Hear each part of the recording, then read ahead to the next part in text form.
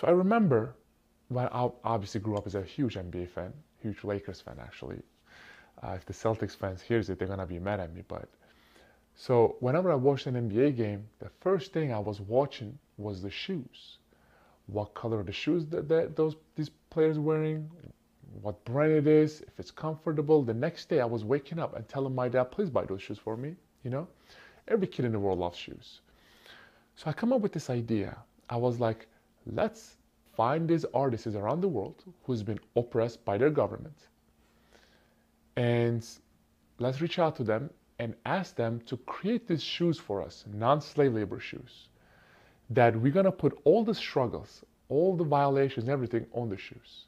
What's happening in Tibet, Hong Kong, Taiwan, Uyghurs, organ harvesting, surveillance cameras, concentration camps.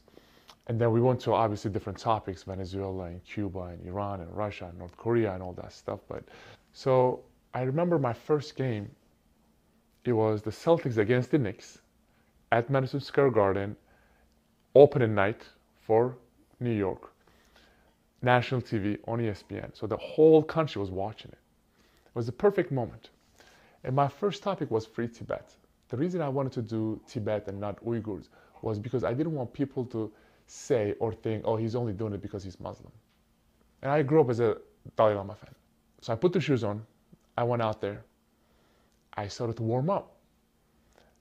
A minute before the game hasn't started yet, the minute before the game, two gentlemen came from the Celtics. They were working for the NBA. They said, you gotta take your shoes off. And I was very confused. I'm like, what are you talking about? Because I did a lot of research that there's no rule against it. 2 years ago, when they put us in the NBA bubble, all the players were put on their shoes, Black Lives Matter, I Cannot Breathe, Breonna Taylor. I'm like, if that is the case, I can say Free Tibet. I can say stand with Hong Kong. I can say stand with Taiwan. I can say, free Uyghurs, whatever. So they said, take your shoes off. I'm like, why? They said, your shoes has been getting so much attention internationally. It was from China. But they didn't say it was from China. They said, you got to take your shoes off. We've been getting a lot of pressure. It was the perfect moment for me because I was just getting ready for my citizenship test. So I was like, I closed my eyes. I was like, okay, there are 27 amendments. My first amendment, freedom of speech. I told them, I'm not taking my shoes off. Even if I get fined, I'm not taking them off. And they said, we are not talking about a fine. We're talking about getting banned. I was like, wow, they're really threatening to ban me because of my shoes. So I didn't take them off, obviously. That half, the first half of the game, I played 0 minutes. I went back to my locker room. I looked at my phone. There was thousands of notifications. I clicked on the one that my manager sent me. He said, every Celtics game is banned in China. That clearly helped my case. That pretty much shows the dictatorship and the censorship that are happening and how scared they are. So that game I played 0 minutes, which I played every game before that. After the game, my phone was ringing. I talk about the problems were happening in Turkey. They did not even call me once. Adam Silver, the commissioner of NBA, texted me twice and said, we got your back, keep doing what you're doing. I talk about the problems were happening in China. My phone was ringing once every hour.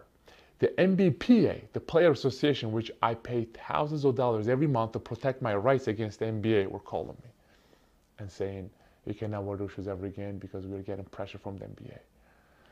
And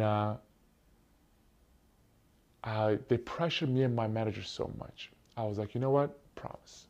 I'm not going to wear free Tibet shoes ever again. They said, promise? I said, promise. We hang up the phone. The next game, I wore free Uyghur shoes.